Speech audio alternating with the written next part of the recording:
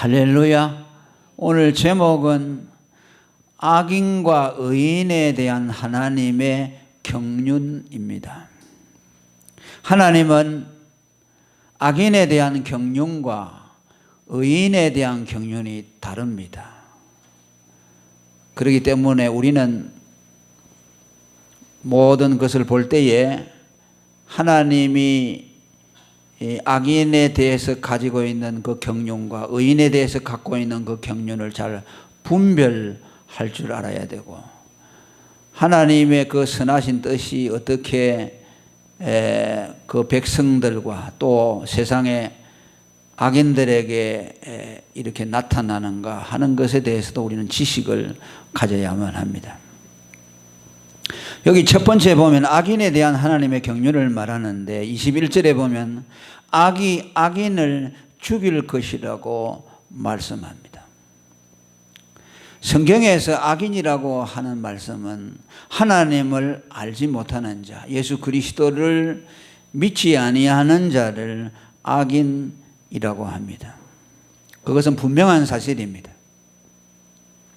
구약에는 그것이 뚜렷하게 나타나지 않지만 구약에서 보편적으로 악인이라고 할 때는 하나님을 모르는 자들을 향해서 말하고 있고, 의인이라고 할 때는 하나님의 백성들, 그의 자녀들을 일컬어서 의인이라고 그렇게 말씀을 합니다. 그런데 여기 악이 악인을 죽게 한다라는 말씀은 새겨 들어야 합니다. 우리가 알기로는 하나님이 심판자이기 때문에 하나님이 악인을 죽인다라고 해야 할 것으로 생각되죠. 그런데 악이 악인을 죽인다라고 말씀을 했습니다. 악이라는 것은 인격자가 아닌데 어떻게 악이 그 사람을 죽이느냐라는 생각이 들지요. 그러나 이 말 역시 하나님이 악인을 심판한다는 말과 다르지를 않습니다. 여기 악이 악인을 죽인다는 말은 하나님의 공의로우신 율법이 악인을 죽인다는 말씀입니다.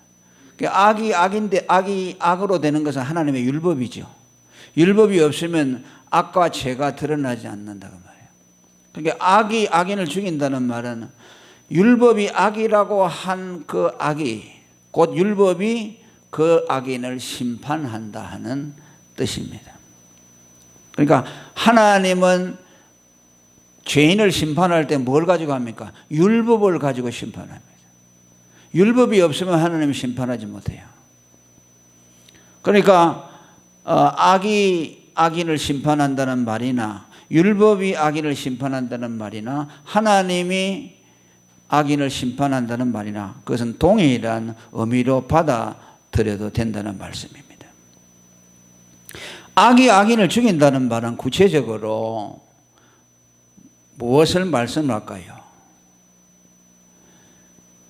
초대에 말씀한 것처럼 이 악인은 하나님을 알지 못하는 불신자, 그리스도를 믿지 아니하는 사람들을 말하는데, 불신자들의 특색이 뭐입니까? 그들의 죄가 그대로 있다는 말씀이죠. 그들의 죄가 해결되지 못한 자들이라는 뜻이에요. 불신자, 악인은 어떤 사람이냐? 그들의 죄가 처리되지 못한 사람들, 용서받지 못한 사람들. 그렇기 때문에 그리스도를 믿지 않고 하나님이 없는 사람들에게 있어서 그들의 악은 그대로 그들에게 악으로 남아 있어서 그 악이 율법으로 말미암아 그가 범한 악이 그들에게 심판 그대로 돌아온다는 의미를 담고 있습니다. 우리 예수 믿는 사람도 죄를 범하죠. 그런데 우리는 뭐가 다릅니까? 우리가 범한 죄가 우리를 심판할 수 없죠. 우리가 범한 죄가 우리를 정죄할 수 없죠. 왜? 우리는 그리스도로 말미암아 우리의 죄를 하나님 앞에 용서를 받기 때문에 그 죄가 우리에게 그대로 남아있지 않죠. 예수를 믿고 생명 얻는 회개를 한 사람은 과거와 현재와 미래의 모든 죄를 다 용서받는다고 했습니다. 그러니까 신자와 악인, 불신자와 의인의 차이는 무엇입니까? 죄가 처리되었느냐, 처리되지 아니했느냐. 악인은 자기의 죄가 처리되지 않았기 때문에 그 악이 그대로 그 사람에게 있어서 그 악이 그 사람을 저주하게 되고 심판에 빠뜨려지게 한다는 말씀입니다. 그 로마서 2장 5절에 보면 악인 불신자에 대해서 이렇게 말합니다. 내 고집과 회개치 아니한 마음을 따라 진노의 날 곧 하나님이 어려우신 판단이 나타나는 그날에 임할 진노를 내게 쌓는도다. 불신자들의 죄는 계속 쌓여가는 거죠. 없어지지 않죠. 100가지 죄를 지었으면 100가지 죄가 그대로 있고 거기다 또 한 가지 죄를 지으면 101가지 죄가 되죠. 그러면 나중에 그 쌓여진 죄가 그 사람을 심판하게 되죠. 그러나 예수 믿는 사람은 생명에 이르는 회개를 하고 죄 사함을 받고 또 매일같이 그리스도의 피로 죄 사함을 받아서 그 죄가 우리를 심판하지 못하도록, 그 죄가 우리를 죽이지 못하고 정죄하지 못하도록 하나님의 자비가 우리에게 역사한다는 말씀이죠. 시편 1편 4절에도 악인에 대해서 말하기를 바람에 나는 겨와 같다. 그들은 심판을 견디지 못한다고 하죠. 심판을 견디지 못한다는 말은 무슨 말입니까? 죄를 해결할 길이 없어서 그 죄가 마지막 심판날까지 그대로 쌓여 있어서 그 심판 때에 그들의 죄가 그들을 심판하게 된다 하는 거죠. 그러면서 또 의인을 미워하는 자에 대한 하나님의 경륜을 말합니다.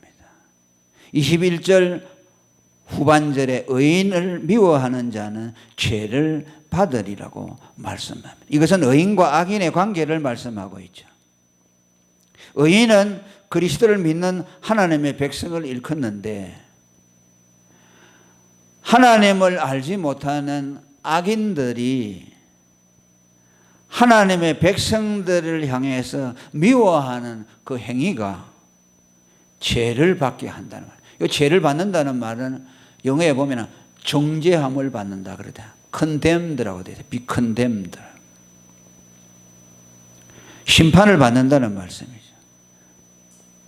그러니까 악인들은 자기들이 평생에 쌓은 악에 의해서 그들이 심판을 받게 되고 또 그리스도를 믿는 의인을 향해서 미움을 갖게 되므로 그들을 미워하는 것을 통해서 또 하나님 앞에 정죄를 받게 된다는 것을 말씀합니다. 하나님은 예수를 믿는 하나님의 자녀들을 사랑하십니다. 지극히 사랑하십니다. 그 아들 그리스도를 사랑하는 것만큼 사랑하세요. 무엇을 통해 알 수 있습니까? 자기의 독생자를 십자가에 내어주신 것을 통해서 우리를 구원할 만큼 우리를 사랑했죠. 아들의 생명과 우리를 바꾸었죠. 그러니까 우리를 얼마나 하나님이 사랑하는 걸 알 수 있죠. 근데 여러분이 하나님의 사랑이 안 믿어지면 십자가로 가야 돼요. 십자가에서 얼마나 하나님이 나를 사랑했으면 그 하나밖에 없는 외아들을 내 대신 죽게 했을까. 그죠? 그러니까 하나님이 그 백성에 대해서 사랑할 뿐만 아니라 어떤 누가 그 백성, 그 자녀들에 대해서 해코지를 하고 미워하면은 하나님은 자신을 대적하는 것처럼 생각합니다. 그러니까 예수 믿는 사람에게 해악을 끼치거나 그들을 미워하고 그들을 저주하는 것은 하나님을 향해서 저주하는 것과 같아요. 실제로 그러죠. 그러니까 그 사람들은 반드시 하나님의 심판을 받게 된다.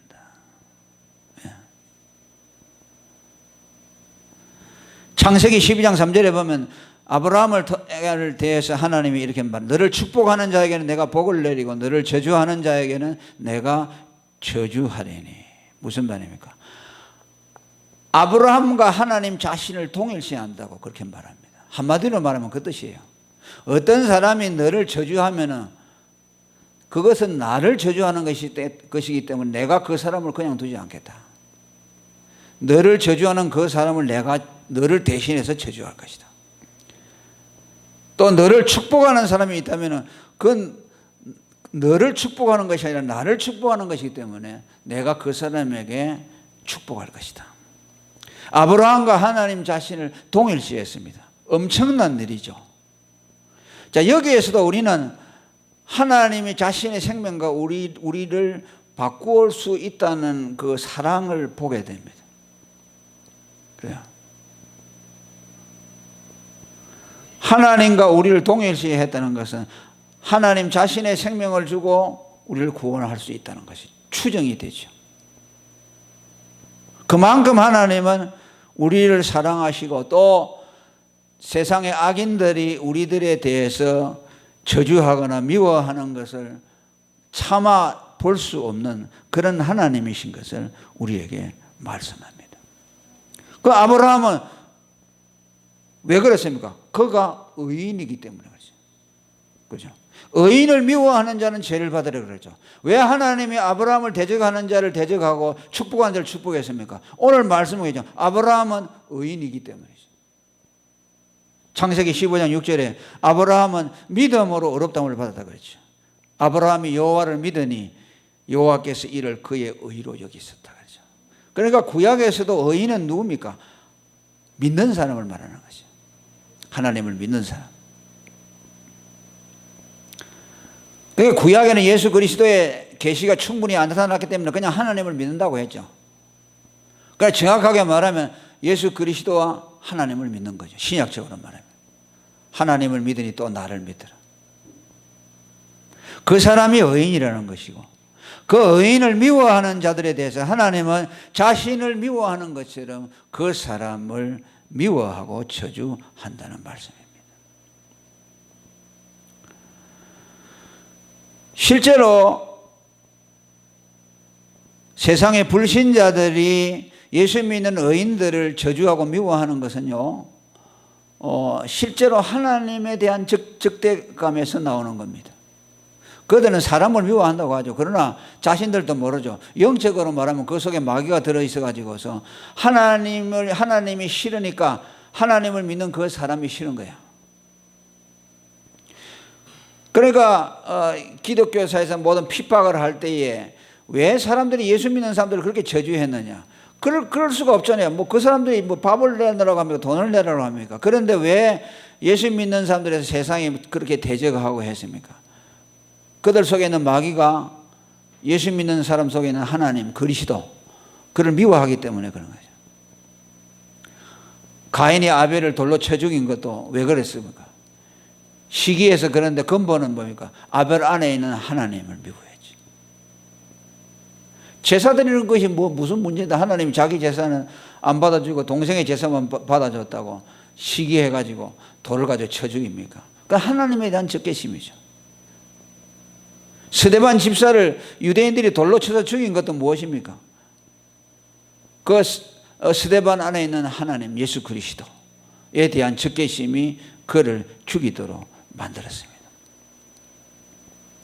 요한복음 15장 18절에 예수님도 제자들을 향해서 세상이 너희를 미워하면 너희보다 먼저 나를 미워한 줄로 알아 그랬어요. 그러니까 기독교사에서 모든 순교 역사 핍박은요 전부 그 예수 믿는 사람들 안에 있는 예수 때문에 핍박을 받아요. 그러니까 그 순교하는 분들이 순교할 수 있던 이유는 뭐냐면요, 그냥 저 사람이 나를 미워해서 그러면 못 참죠. 내 안에 예수가 있으니까 미워한다. 그러니까 뭐야, 그가 핍박받아서 죽을 때 내가 사람들한테 미워 죽는 것이 아니고 내 안에는 예수님이 미워서 죽는구나. 그러니까 뭐야, 예수님 때문에 죽는 거죠, 자기는. 그러니까 인간적인 생각을 안 하는 거죠. 내 안에 예수님이 계시구나.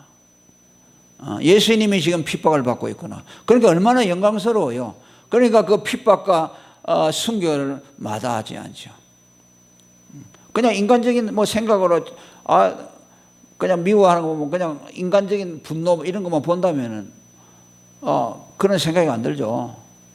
그 스데반도 순교할 때 하나님 저들의 죄를 사하여 달라고 하지 않았어요. 그게 뭐입니까? 자기를 죽이는 것이 아니라 자기 안에는 예수를 죽이는 거라고. 또 예수님이 십자가에 달렸을 때도 그들에서 용서를 구한 건 뭡니까? 자기 안에 있는 하나님. 하나님에 대한 적개심이 예수를 십자가에 못 박아 죽게 했습니다. 오늘 우리들도 아마 이런 안목을 갖게 되면 우리가 좀 더 다른 생각을 가질 수가 있겠죠. 아, 내 안에 예수 때문에 사람들이 나를 미워하는구나. 아, 영광스럽구나. 이것을 나는 고통으로 생각하지 않고 기쁘게 당해야 되겠다. 예수님 감사합니다. 이렇게 우리가 기도가 나오겠죠. 실제로 그리고 이 의인은 예수 그리스도를 말씀합니다. 의인을 미워하는 자가 죄를 받으리라고 한 말씀은 예수 믿는 사람들 안에 있는 예수 때문에 예수 믿는 의인이 미움을 받고 또 예수님 자신에 대한 것을 말씀합니다. 실제로 의인은 예수님 한 분뿐이죠. 예수님이 이 세상에 와서 왜 핍박당하고 십자가에 졌습니까? 의인이기 때문이죠. 그분은 하나님이고 죄가 없는 분이기 때문에 미움을 받았습니다. 그 사도행전 7장 52절에 보면 의인이 오시리라고 예고한 자들을 저희가 죽였고 이제 너희는 그 의인을 잡아준 자요 살인한 자라고 말합니다. 그러니까 근본 세상의 마귀에게 속한 불신자 악한 자들은요 예수를 미워하도록 되어 있어요. 그러니까 의인이 오리라고 예언한 선지자들도 잡아 죽였고 또 선지자들이 예언한 그 의인이 왔을 때 또 그 의인을 잡아 죽였다. 그러니까 아, 의인은 세상에서 미움을 받는구나. 그래서 예수님이 먼저 미움을 받았고 저주를 받았고 그 다음에 그 예수님이 우리 안에 있으니까 또 세상의 마귀에게 속한 사람들이 우리 안에 예수를 보고 우리를 미워하는구나. 이렇게 우리는 받아들여야 합니다.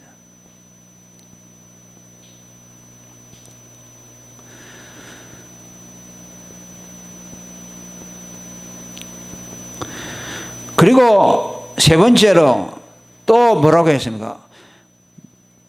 그들은 죄를 받는다고 말씀하죠. 의인을 미워하는 자는 죄를 받으리로다라고 말해요. 아까도 말했습니다. 죄를 받는다는 말은 정죄를 받는다. 또 멸망을 당한다 그런 뜻입니다. 그러니까 불신자들은 반드시 멸망을 받고 정죄를 받게 됩니다.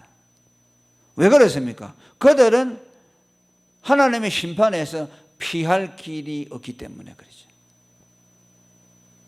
왜 불신자 세상의 악인들은 심판을 받게 되느냐? 그들이 죄가 많아서가 아닙니다. 우리가 이것을 알아야 돼요. 불신자들이 왜 하나님의 심판을 받느냐? 예수 믿는 사람은 왜 심판을 안 받느냐? 예수 믿는 사람들이 죄가 적기 때문에 안 받느냐? 그게 아니에요. 피할 곳이 있느냐 없느냐 그것 때문에 갈라지는 거예요. 예수 믿는 사람은 죄가 있음에도 피할 길이 있기 때문에 심판을 안 받아요. 그냥. 여러분 무슨 화재가 난다든지 이렇게 할 때에 어떤 사람이 그 화재나 이런 데서 목숨을 건집니까? 그 불이 다 꺼져버리고 막 연기가 나는데 비상구라고 파란 불이 켜 있잖아요. 그 비상구를 따라가면은 그쪽에 피할 길이 있거든요. 가면 살아나잖아요. 그 왜 죽었습니까? 어떤 사람은 왜 죽습니까? 비상구를 발견하지 못하죠. 어디로 가면 살 수 있다는 걸 모르니까 그냥 우왕좌왕하다가 연기 마시고 질식되고 죽는 겁니다. 우리 믿음은 그와 같아요. 세상의 불신자 악인들이 심판을 받는 것은 그들에게는 하나님의 정죄 심판에서 피할 수 있는 곳을 갖고 있지 못하기 때문에 그들은 반드시 정죄를 받게 된다는 말씀입니다. 그러니까 예수님이 뭐랬죠? 나를 믿는 자는 심판을 받지 아니하느니 사망에서 생명으로 옮겼다고 말이죠. 왜 그러냐? 예수가 피난처라고 말해요. 예수가 사망에서 피하는 길이라고 말해요. 예수가 정죄에서 피하는 심판처가 되기 때문에 예수를 믿는 자, 예수에게 가는 자는 하나님의 심판을 면하도록 되어 있다는 말씀이에요.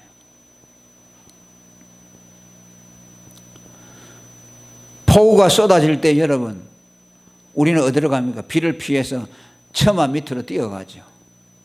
그런데 여러분, 저 들판에 집도 없고 나무도 한 그루 없는데 비가 오면 어떻게 합니까? 100% 다 맞아야 되죠. 그와 같아요.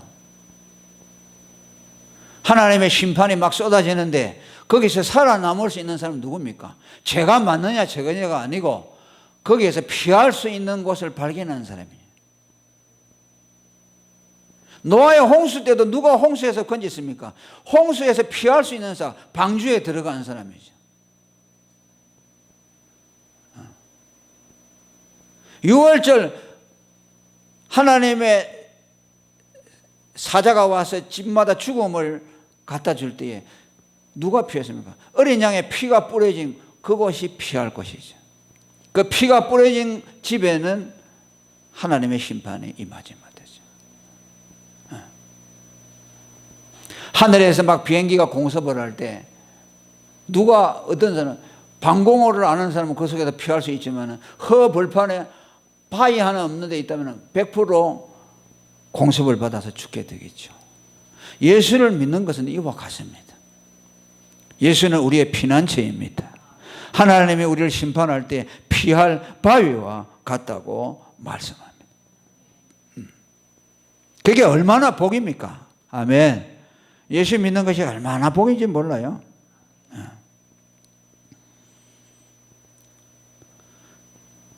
그 뭐 앞으로도 뭐 어떤 환란이 오고 온다 할지라도 우리는 두려워하지 않는 것은 예수님이 우리의 피난처가 되기 때문에.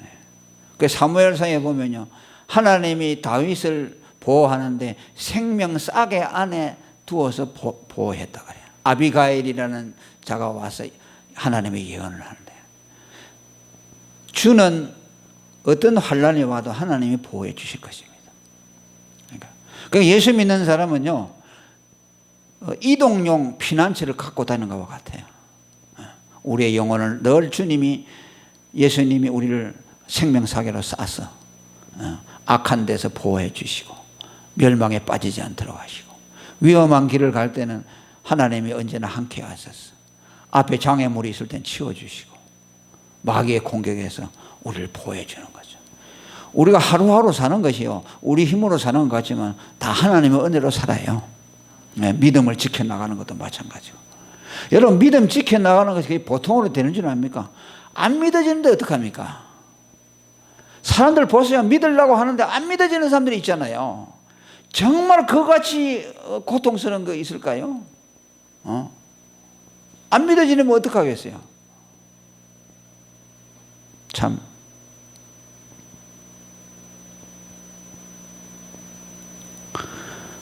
그러고 뭐라고 합니까? 21절에 이제 하나님이 그 의인들에 대한 경륜을 말씀하면서 여호와께서 그 종들의 영혼을 구속하신다고 말씀합니다. 할렐루야. 네.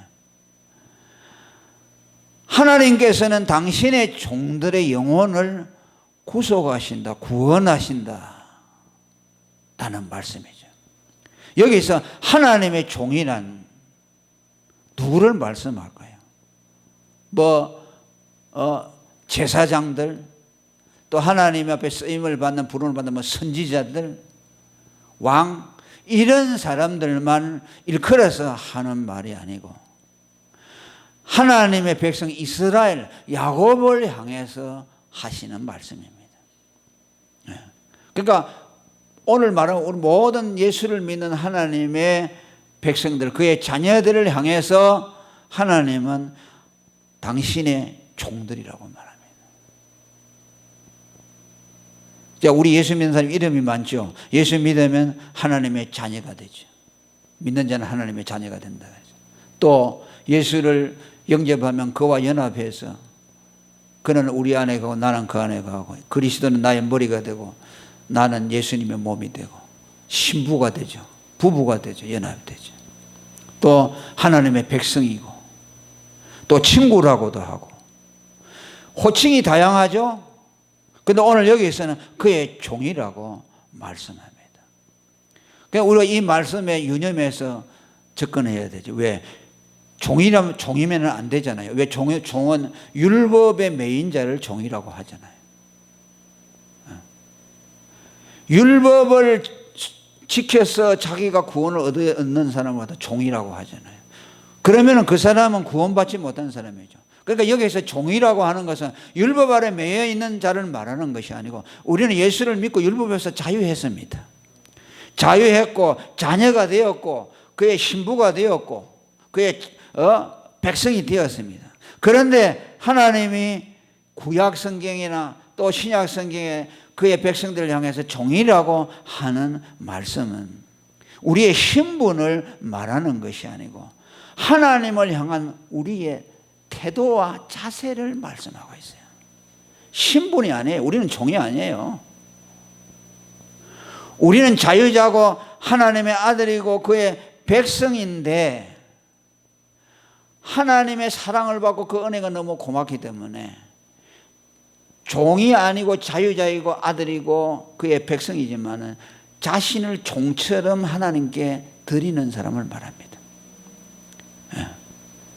자기는 자유를 다 누릴 수 있고 자기 마음대로 할 수 있지만은 그걸 다 유보하고 그 권한을 쓰지 않고 마치 종으로서 어떤 섬기는 것처럼 하나님 앞에 자기의 온 마음과 사랑과 믿음을 다 드려서 하나님 앞에 그저 종처럼 그분이 시키는 대로 그냥 아주 노예처럼 살아가는 사람 말씀입니다. 무엇이 그렇게 했습니까? 사랑이죠. 우리가 하나님을 섬기는 것은 우리가 뭐 지옥 갈까 싶어 그럽니까? 그래 안 하면 구원에서 떨어질까 싶어 그렇습니까? 그게 아니죠. 사랑을 받았기 때문이죠. 그 사랑이 우리를 종처럼 만든다는 거예요. 그래서 성경에는 바울은 자신을 향해서 뭐랍니까? 내 자랑이 있는데 그 자랑은 뭐냐? 나의 권리를 쓰지 않는 것이다. 나는 모든 걸 할 수 있지만 하지 않는다. 왜? 예수 때문에, 복음 때문에. 이제 예수님이 나타나게 되면 그것이 나중에 내게 큰 자랑이 될 것이다. 그것이 내게 상급으로 돌아오게 될 것이다. 그것을 고백하고 있어요. 고린도전서 9장 18절에 내 상이 무엇이냐? 내가 복음을 전할 때 값없이 전하고 복음으로 인하여 내게 있는 권한을 다 쓰지 아니하는 것이라. 이방인을 위해서는 이방인처럼, 유대인을 위해서는 유대인처럼, 헬라인을 위해서는 헬라인처럼, 종에게는 종처럼. 왜? 그 영혼을 구원하기 위해서. 그 사랑과 같이 되었다는 말씀이죠. 고린도전서 7장 22절에도 주 안에서 부름을 받은 자는 종이라도 자유자요. 또 자유라도 있을 때 부르심을 받은 자는 또 자유자지만은 그는 스스로 그리스도의 종이 된 사람이라고 그렇게 말씀합니다.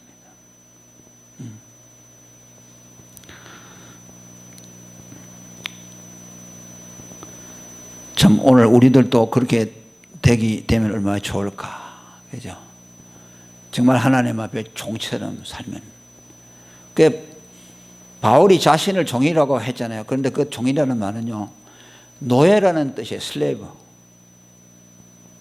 노예는 뭐입니까? 이 시대의 노예는요, 인격이 없는 소유물과 같아요. 짐승과 같아요. 그러니까 종을 사고 팔고 하잖아요. 뭐 우리가 소 한 마리 팔면 몇백만 원 주고 팔잖아요. 그렇지 사람을 그렇게 사고 팔았어요. 종은 인격이 없는 거예요. 그러니까 바울이 예수의 종이라고 한 것은 예수 앞에 자기는 없다는 것이죠. nothing. 그러니까 예수가 시킨 대로 하는 사람, 아무 인격이 없는 존재처럼 그냥 예수에게 끌려가는 사람, 노예처럼 사는 사람, 자기 주장, 자기 권리, 자기 의지, 자기 생각을 다 포기했다는 말씀이에요. 그게 얼마나 참 존경스러웠어요.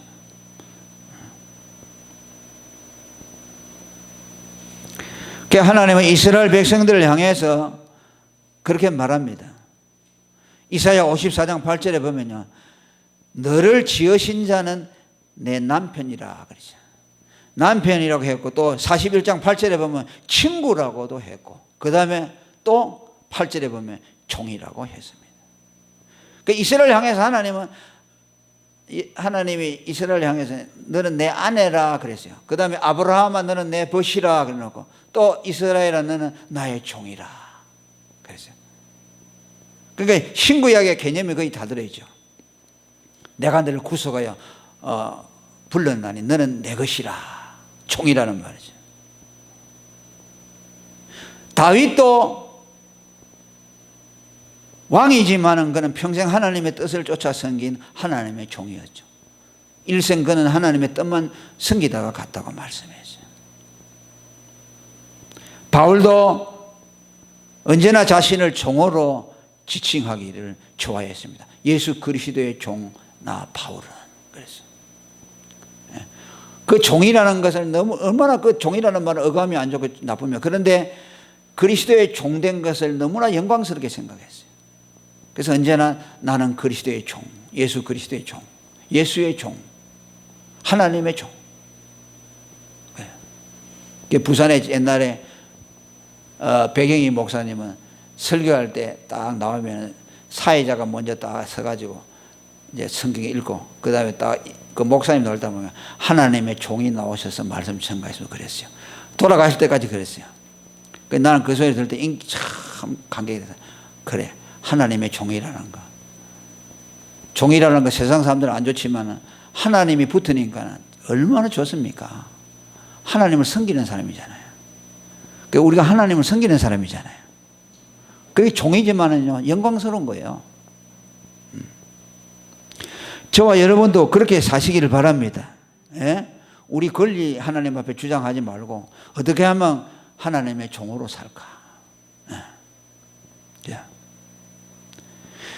이건 뭐 예수님도 마찬가지. 예수님은 하나님이시지만은 자기를 비워 뭐라 그랬어요? 종의 형체를 가졌다고 빌립보서 2장 7절에.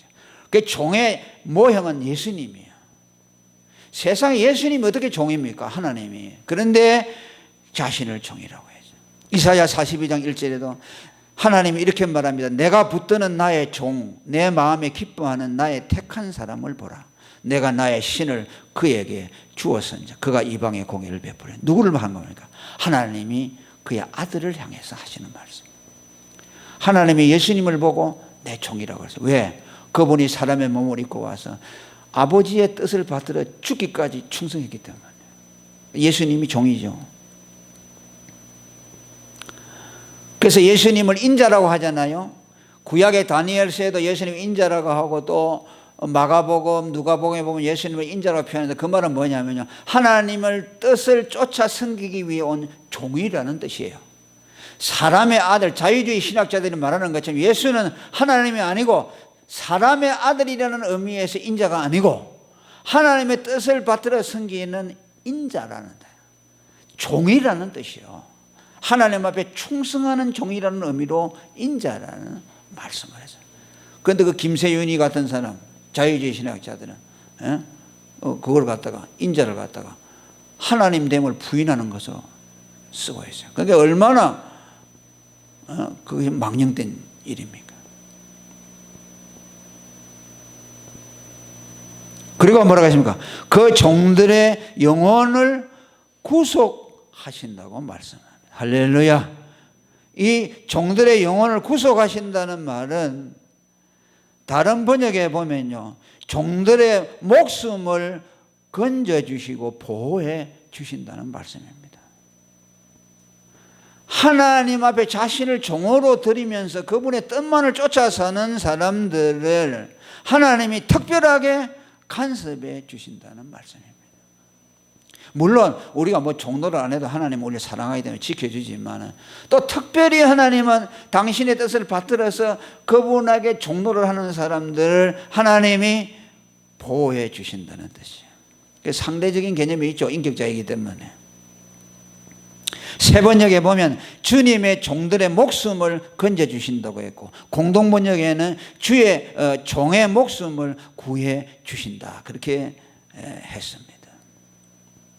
왜 그럴까요? 왜 하나님이 하나님 앞에 자신을 종처럼 드리는 사람들을 보호해 주실까? 뭐 편애해서가 아니에요. 뭐 우리가 그분을 위해서 열심히 사니까 하나님 우리를 더 사랑해서 그런 거 아니에요. 제가 늘 말하지만 우리가 하나님 앞에 엄청나게 잘한다고 하더라도 그것이 하나님의 사랑을 끌어올 수 없어요. 이미 사랑은 다 받았어요, 우리는. 아멘. 우리가 뭐 하나님을 뭐 마음을 해가지고 녹여가지고 뭐 사랑을 좀 더 끌어내고 이미 사랑이 다 와버렸기 때문에 그런 거 없어요. 그렇게 말하는 것은 성경적이 아니에요. 그럼 뭐입니까? 하나님은 당신의 뜻을 위해서 당신이 하고자 하는 일들을 당신 앞에 종들로서 자신을 드리는 사람들이 어떤 사람입니까? 하나님의 뜻을 이루는 사람들이죠.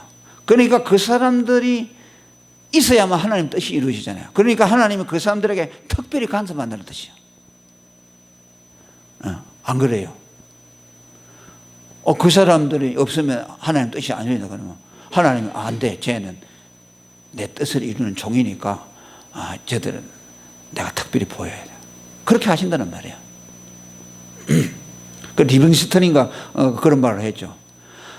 사람은 하나님이 그 사람을 통해서 이루고자 하는 뜻을 이루기 전에는 그 사람의 생명을 절대로 거두어가지 않는다고 그랬어요. 그러니까 우리를 이 땅에 남겨준 것은 뭔가 하나님이 뜻을 이루기 위해서 남겨졌다는 거죠. 그러니까 하나님이 그의 뜻을 이루려고 하는 사람에 대해서 특별하게 간섭한다. 하나님이 그를 통해서 그에 대한 하나님의 소명이 이루어지기 전에는 하나님이 그를 부르지 않기 때문에 그 사람들에 대해서 특별하게 보호해 주신다 하는 말씀이죠. 그러니까 어떤 분들 전에 그래요. 막 하나님의 뜻에다가 다 맡기고 그냥 죽는 거 사는 거 다 맡기고 하나님 뜻대로 사는 사람은요 눈에 베이는 게 없대요. 그런데 하나님이 그 사람들을 보호해 준대요. 막 자기가 살려고 자기 목숨만 하려고 자기 혼자 이렇게 막 살면요 그 사람이 더 자기를 보호해 줄 것 같아요. 그게 안 된다는 거죠. 그렇게 되는 것이 아니고 그냥 하나님의 일에 미쳐가지고 하나님의 뜻대로만 살려고 자기를 돌볼 겨를이 없는 사람이 있잖아요. 그런 사람은 하나님이 돌봐 준대요. 그러니까 그거 맡겨버리고 그냥 하나님 뜻대로 살면 하나님 책임져 준다는 거죠. 그런 관념들이 많죠. 그러니까 그렇게 사는 것이요. 그러니까 예수님이 산상수훈에서 너희는 먼저 하나님의 나라와 그 의를 구하라 그랬잖아요. 그죠? 그러면 모든 것을 다하여 주시리라. 할렐루야. 그와 똑같은 원리죠. 주님의 뜻만 구해서 살면은 우리가 망하지 않는다. 오늘 이 말이죠. 그 종들의 영혼을 보호해 주신다. 하나님 앞에 자신을 들여 종으로 사는 사람은 절대로 하나님이 간섭해 주어서 망하지 않도록 해준다 하는 것을 우리에게 약속해 주고 있어요. 그리고 21절에 하나만 더 말씀을 하고 말씀을 맺겠습니다. 죄에게 피하는 자는 다 죄를 받지 아니하라. 이 의인에 대한 축복이죠. 아까도 잠시 말씀을 드렸죠. 예수 그리스도께로 피하는 자는 죄를 받지 않는다. 심판을 받지 않는다 하는 말씀입니다.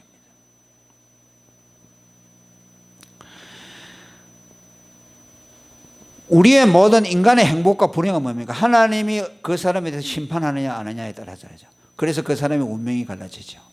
그런데 누가 하나님의 심판을 받았냐? 그에게 피하는 자. 피난처이신 그분에게 피하는 자. 34편 8절에 지난 시간에도 말씀을 드렸습니다. 그에게 피하는 자는 복이 있다다. 왜? 하나님이 그에 하여금 죄를 받지 않도록 만들어 주신다는 말씀입니다. 예수님도 요한복음 6장 37절에 아버지께서 내게 주시는 자는 다 내게로 올 것이요 내게 오는 자는 내가 결코 쫓아내지 아니하리라라고 말합니다. 이스라엘 백성들을 하나님은 독수리가 그 새끼를 날개 위에 쳤고 그렇게 이동시키는 것처럼 하나님이 이스라엘 백성들을 그렇게 보호해 주셨다고 말씀합니다. 계시록 7장 15절에도 보좌에 앉으시니가 그들 위에 장막을 치시리니 그랬어요. 예수 믿는 사람들에게 하나님이 장막을 쳐서 보호해 준다. 아멘. 생명싸개와 같이 해준다. 독수리가 새끼를 보호하는 것처럼, 날개를 너풀거리는 것처럼 그들을 보호해 주신다. 암탉이 병아리를 품듯이 보호해 주신다. 그 장막을 친다는 말이 그런 뜻이랍니다. 암탉이 날개를 치고 새끼들 병아리를 보호하는 거죠. 그러니까 독수리가 어떤 그 솔개 같은 것이 이 병아리를 잡으러 온다 그러냐, 그러면 닭이가 새끼 자기 애 날개 안에 탁 품는답니다. 그러면 솔개가 그 어미 닭을 쫓잖아요. 그냥 어미는 죽는 것이요. 즉 새끼들 보호한대요. 그러니까 예수님이 우리의 방패가 된다 그랬잖아요. 할렐루야. 예수님이 우리의 피난처가 된다는 말은 우리의 방패가 돼서 하나님의 심판을 그분이 대신 받아주는 거죠. 그러니까 그분에게 가면 그분이 날 대신해서 율법의 정죄를 받아줬기 때문에 우리가 살게 된다. 암탉이 병아리를 품듯이 그분이 자신의 몸으로서 우리를 품어주셔서 우리를 구원해 주셨습니다. 그분의 피하는 자는 정죄를 받지 않는다. 이 하나만 알더라도 얼마나 큰 복이에요. 그래서 오늘 하나님은 악인과 의인에 대한 경륜, 악인은 왜 하나님의 정죄를 피할 수 없느냐? 그들에게는 피난처가 없기 때문에, 그들의 죄를 처리할 수 있는 것이 없기 때문에, 하나님의 심판이 오면은 그대로 다 노출되어 있기 때문에, 그들이 특별히 죄가 많아서가 아니라 하나님의 심판을 피할 곳이 없기 때문에 그들은 멸망하고 만다. 예수 믿는 의인은 무엇이 복이냐? 우리의 피난처 되시고 우리의 방패가 되는 예수 그리스도이기 때문에 그분에게 피하여 감으로써 하나님의 정죄에서 벗어나게 된다는 것을 말씀합니다. 이것이 오늘 우리 예수 믿는 사람의 특권인 줄로 믿습니다. 이 은혜에 감사하고 이 예수님을 알지 못하는 사람들에게 복음을 전함으로 그들에게도 살 수 있는 길을 널리 전파하는 저와 여러분이 되기를 축원합니다. 통성으로 기도하겠습니다. 거룩하신 하나님 아버지 감사합니다. 오늘도 성령으로 기록하신 말씀, 성령으로 우리에게 말씀하시고 오늘도 의인과 악인이 하나님